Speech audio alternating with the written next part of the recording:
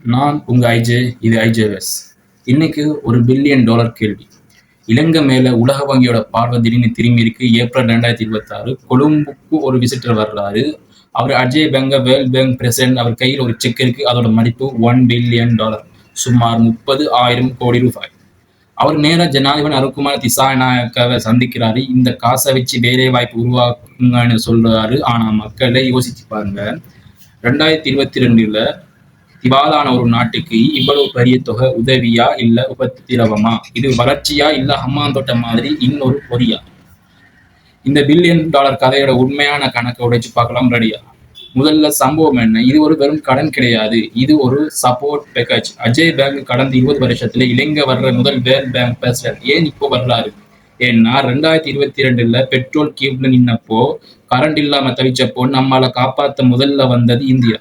அப்புறம் IMF 2024 AKT ஆட்சிக்கு வரும்போது சிஸ்டம்ஸ் சேஞ்ச் பத்தி பேசினாரு.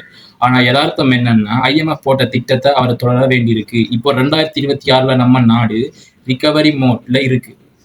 டூரிசம் சூடு பிடிச்சிருக்கு. ரூபாயோட மதிப்பு ஓரளவுக்கு ஸ்டேபிளா இருக்கு. இந்த நேரத்துல தான் வேர்ல்ட் பேங்க் உள்ள வருது. அவங்களோட ஒரு கணக்கு ரொம்ப பயமுறுத்துது. அடுத்த 10 வருஷத்துல 10 லட்சம் இளைஞர்கள் வேலை தேடி வருவாங்க. ஆனா 3 லட்சம் பேருக்கு தான் வேலை இருக்கும். பாக்கி 7 லட்சம் பேரோட கதி. அதுக்காகத்தான் இந்த $1 பில்லியன். சரி, இந்த $1 பில்லியன் எப்படி பிரிச்சு கொடுக்க போறாங்க? வேர்ல்டு பேங்க் நேர அரசாங்கத்துக்கிட்ட பணத்தை கொடுக்காது. இதுக்கு பேரு private sector late growth. Digitalisation, Colombo board city வழியாக IT ஜாப்ஸை கொண்டு வர்றது. அக்ரிகல்ச்சர் அண்ட் டூரிசம், வடக்கு கிழக்கு மாகாணங்கள்ல விவசாயத்தை மாடர்ன் ஆக்குறது. எச்சரிக்கை, ஆனா இங்கதான் ஒரு ஸ்டெஸ்ட் இருக்கு. வேர்ல்ட் பேங்க் சும்மா தராது. அவங்க கேட்கறது செக்சுவல் ரீஃபார்ம்ஸ். அப்படின்னா அரசாங்க நிறுவனங்கள்ல தனியாருக்கு விற்க சொல்லுவாங்க. கேள்வி என்னன்னா, 30,000 ரூபாய் சம்பளம் கொடுக்குற டெலிவரி ஜாப்ஸும் கன்ஸ்ட்ரக்ஷன் வேலையும் உருவாக்குறதுக்காக இவ்வளவு பெரிய கடன். இதனால கடன் சும்மா 83 பில்லியன்ல இருந்து இன்னும் அதிகமாகுமே தவிர குறையாது.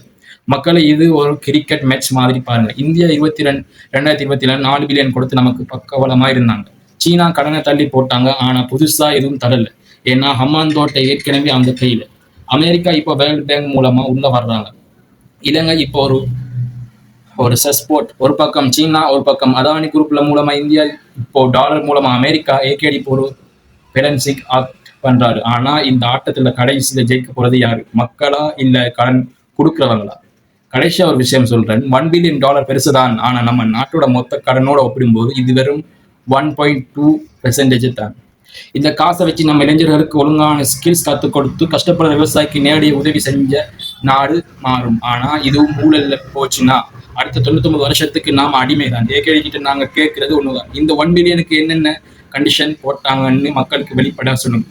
மக்களே, கடன் வாங்குறது தப்பு இல்லை. ஆனா அந்த கடனை வச்சு என்ன பண்ண போறோங்கிறதான் நம்ம தன்மானம் இருக்கு. உங்களுக்கு என்ன தோணுது? இந்த $1 பில்லியன் நம்ம நாட்டுக்கு ஒரு வரமா இல்ல சாபமா? கீழே கமெண்ட்ல சொல்லுங்க. மறக்காம ஐஜேஎஸ் சப்ஸ்கிரைப் பண்ணுங்க. நான் உங்க ஐஜே. அடுத்த வீடியோ சந்திப்போம். ஜெய்ஹிந்த். ஐ போவன்.